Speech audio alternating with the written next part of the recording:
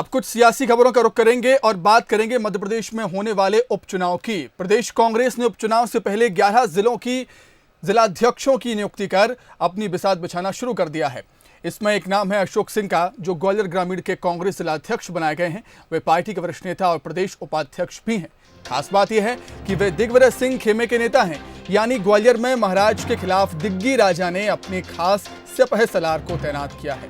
अशोक सिंह ग्वालियर लोकसभा क्षेत्र में आने वाली 5 विधानसभा सीटों पर दखल रखते हैं। माना जा रहा है कि राजघराने की घेराबंदी के लिए उन्होंने काम शुरू कर दिया है। उधर बीजेपी में सिंधिया के अलावा केंद्रीय मंत्री नरेंद्र सिंह तोमर, गृह मंत्री नरोत्तम मिश्रा और पूर्व मंत्री जयभान सिंह पवैया बीजेपी के स्टार प्रचारक होंगे। हमारे कांग्रेस के कार्यकर्ता और नेतागण उन सबके सहयोग से पूरा करके दिखाएंगे। जहाँ तक सवाल है, मध्य प्रदेश ग्वालियर चंबल संभाग में अधिकतर हमारे एमएलए थे, तो जनता ने उनको 5 साल के लिए चुना था। लेकिन आपको पता है कि नहीं, पता नहीं किन कारणों से, वो कारण भी आपको पता है जिन कारणों से वो भारतीय जनता पार्टी में चले गए। मैं इस बारे में ज़्यादा कुछ कहना नहीं चाहता, लेकिन आपको भी पता है कि उसके कारण क्या थे। जनता के बीच में लगातार हम लोगों की जो बातचीत होती रहती है, उसमें मेरा पूरा विश्वास है हम पुनः सरकार की वापसी इस ग्वालियर चंबल संभाग से करके देंगे। जहाँ तक उपचुनाव की चुनौती की बात है, निश्चित तौर पर हम उसको गंभीरता से ले रहे हैं। 24 सीटों पर हम बहुत गंभीरता से लड़ेंगे और जो भी प्रदेश के ओर से हमारे पास निर्देश आएंगे, जो योजना आएगी, कार्यकर्ताओं के साथ मिलकर योजना बनाकर हम चुनाव के मैदान में जाएंगे। और जो नए लोग हमारे परिवार में सम्मिलित हुए हैं, वे सब हमारे परिवार के सदस्य हैं। भारतीय जनता पार्टी एक महासागर है, इस महासागर में आकर सभी लोग उसके रंग में रंग जाते हैं। वे भी हमारे साथ में कंधे से कंधा मिलाकर काम करें। हम उनकी भी ऊर्जा का, उनकी प्रतिभा का हम पूरा उपयोग करेंगे। तो ग्वालियर में क्या कुछ सियासी हलचल हो रही है, उसे जानने के लिए हम सीधे रुख करेंगे हमारे संवाददाता प्रहलाद सेन का। प्रहलाद, 11 जिलाध्यक्षों की नियुक्ति हो गई है। अशोक सिंह जिलाध्यक्ष भी बना दिए गए हैं। बिसात बिछना शुरू हो गई है और हम देख रहे हैं अभी फिलहाल के सिनारियों में कि दिग्गी राजा वर्सेस महाराजा ये लड़ाई नजर आती है हमें ग्वालियर में। बिल्कुल ये बात सही है सुमित जी। जिस तरीके से कांग्रेस छोड़ने के बाद ज्योतिरादित्य सिंधिया जब बीजेपी में पहुंचे हैं, तो सबसे ज्यादा अगर कोई मुखर है तो वो दिग्विजय सिंह है। तो ये लड़ाई अब राजा वर्सेस महाराजा की है। कांग्रेस बीजेपी की तो है ही, लेकिन पर्दे के पीछे अगर देखें तो सियासत में जो तेज बगावत जो हुई है, वो राजा वर्सेस महाराजा यानी ज्योतिरादित्य सिंधिया और दिग्गी राजा के बीच है। और यही वजह है कि दिग्गी राजा ने अपने सबसे विश्वस्त सिपह सालार कहा जाता है, जिन्हें अशोक सिंह, उन्हें तैनात किया है, क्योंकि वे हमेशा से सिंधिया परिवार के धुर विरोधी रहे हैं। उन्हें लगातार लोकसभा चुनाव में हार का मुंह देखना पड़ा है, तो अपनी हार के पीछे वो सिंधिया को ही कारण मानते थे।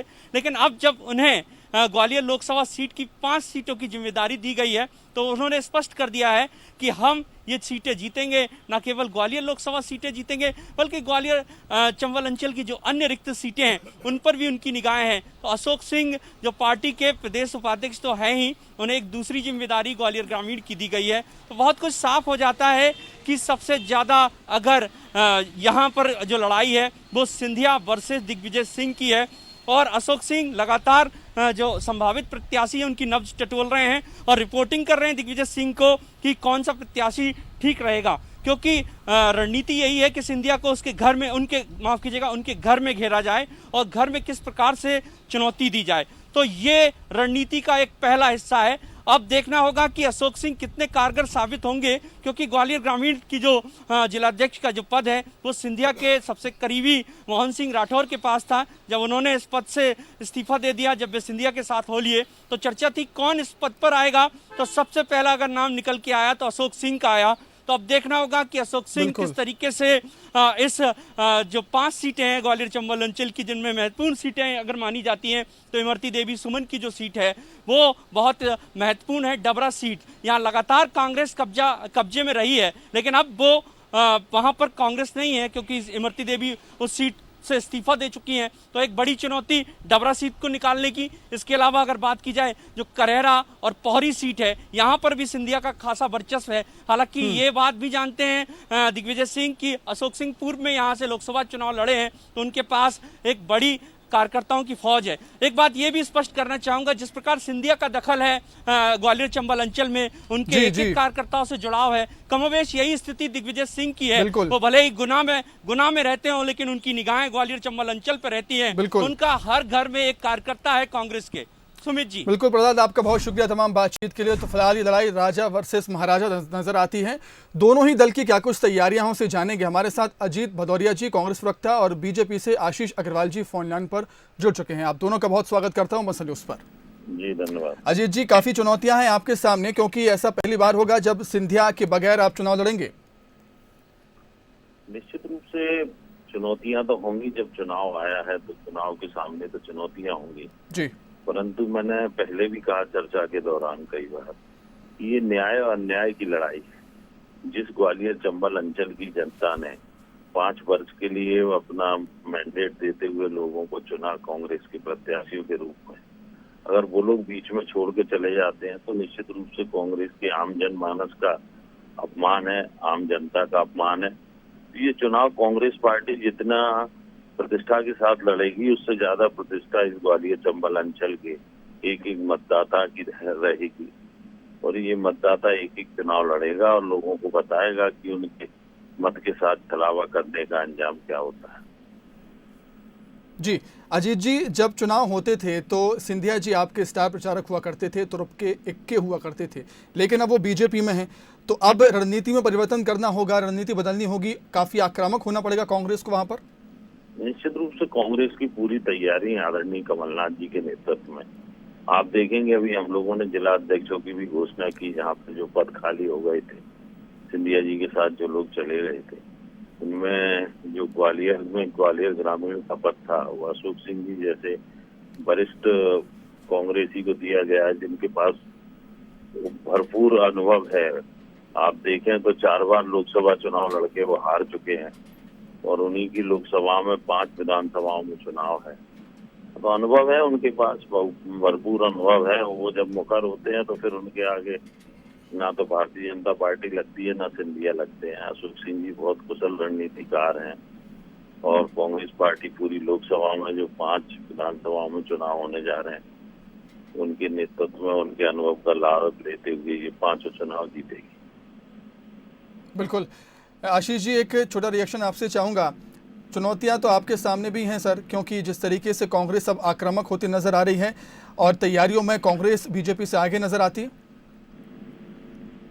देखिए, कांग्रेस एक डूबता हुआ जहाज है और डूबते हुए जहाज पर यात्री सफर नहीं करते। तो ये दिख रहा है कि कांग्रेस को इन उपचुनावों में योग्य उम्मीदवारों का टोटा रहेगा और कर्मठ कार्यकर्ता ढूंढे नहीं मिलेंगे, क्योंकि 15 माह में जो सरकार चली थी उसमें कार्यकर्ता की जिस तरह से बदहाली हुई है, जिस तरह से हटो हटो चलो चलो करके मंत्री और मुख्यमंत्री ने कार्यकर्ता का सम्मान किया है, तो कर्मठ कार्यकर्ता अब छोड़ चुका है। या तो भारतीय जनता पार्टी में आ गया या फिर अब उसका मन नहीं रहा है। और जहां तक अशोक सिंह जी का विषय है, तो देखिए वो कितने कुशल रणनीतिकार है, ये इसी से तय हो सकता है कि वो 4 चुनाव में स्वयं अपने लिए रणनीति नहीं बना पाए।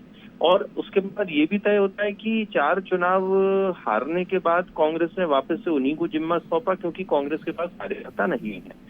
तो उपचुनावों में जहां एक और स्पष्ट है कि 15 माह में कांग्रेस के अत्याचार, भ्रष्टाचार और वादा खिलाफी विषय होगा, वहीं पर 23 मार्च से जब से हमने सरकार संभाली है, 16,000 करोड़ जो हमने जनता तक पहुंचाए और उसकी सेवा की है, तो वो जनता के सामने होगा। हमारा हर कार्यकर्ता चुनाव की तैयारी तो एक तरफ छोड़ के इस समय अपनी सामाजिक भूमिका को तय करने में लगा हुआ है। हमारे कार्यकर्ताओं ने मध्य प्रदेश में 3.5 करोड़ लोगों तक अपनी सहायता पहुंचाई है और हम ऐसा मानते हैं कि चुनाव की तैयारी नहीं, इस समय कोरोना के संकट से निपटने का विषय हमारे कार्यकर्ताओं के लिए प्राथमिक तौर पर है। बिल्कुल आशीष जी, आपका बहुत शुक्रिया। अजय जी, आपका भी बहुत शुक्रिया हमसे जुड़ने के लिए और तमाम बातचीत के लिए।